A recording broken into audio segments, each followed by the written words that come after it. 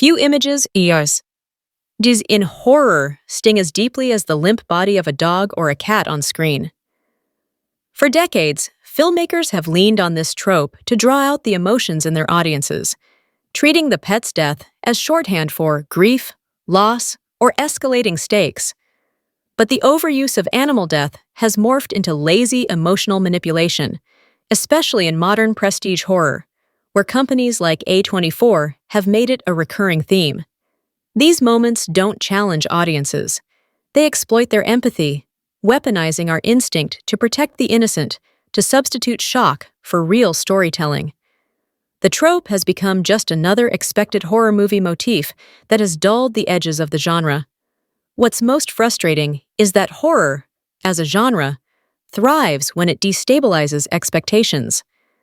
A pet's death once curried genuine transgression, but repetition has reduced it to a predictability that audiences are bracing for the moment they learn a new furry friend's name. Worse, the reliance on this trope undermines stronger character work by externalizing loss onto the most vulnerable creatures rather than confronting the human costs. That's why a film like Good Boy feels so refreshing. By subverting expectations and allowing the animal to survive, forcing the emotional tension to be redirected elsewhere, it exposes how hollow the trope has become. When horror dares to withhold the expected sacrifice, it proves that genuine unease can be built through atmosphere, ambiguity, and human fragility rather than another dead cat. Horror has always preyed on our protective instincts, and few emotional bonds are as universal as the one between humans and their pets. Dogs, cats, and other companion creatures symbolize loyalty and innocence, so their deaths carry an immediate sting. In the early days of horror, the plot device felt shocking and instantly signaled that a film was willing to cross lines. But in the 21st century, the trope has hardened into cliché. Modern films and series, particularly in the prestige horror space, lean on animal deaths so heavily that they feel like boxes to check. Hereditary includes the decapitated bird as foreshadowing. The witch sees the family goat and dog slaughtered.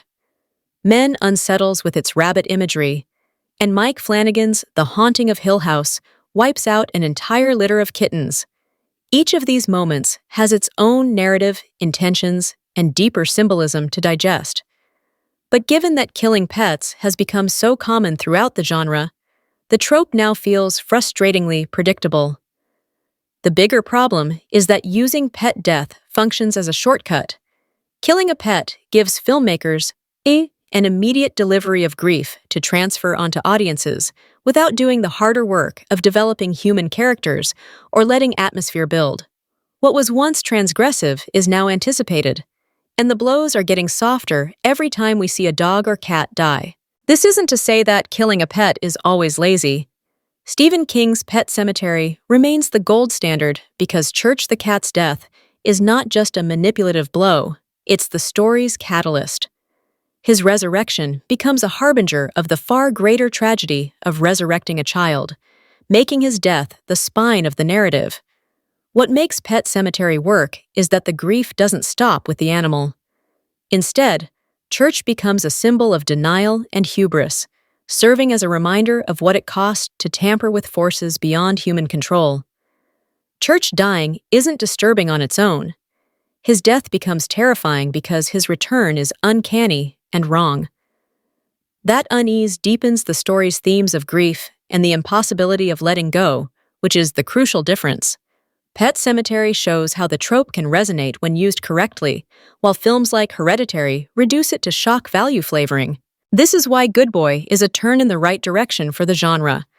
Audiences will inevitably spend the film's runtime waiting for the familiar gut punch we've come to expect and watch Indy die. While thankfully we've already got confirmation he survives, that won't stop the dread from building. That decision isn't just a clever subversion. It's a path forward. Horror doesn't need to rely on the cheapest trick to unsettle us. A pet's survival can be just as unnerving as its death, especially when the audience feels sure they know what's coming. The future of horror doesn't need to be sanitized of this trope, but filmmakers should be more thoughtful with it. Audiences don't need another lifeless animal to understand that danger is real. They need filmmakers willing to innovate and earn unease rather than demand it. Innovation thrives where predictability dies, and horror doesn't need to kill our pets to terrify us.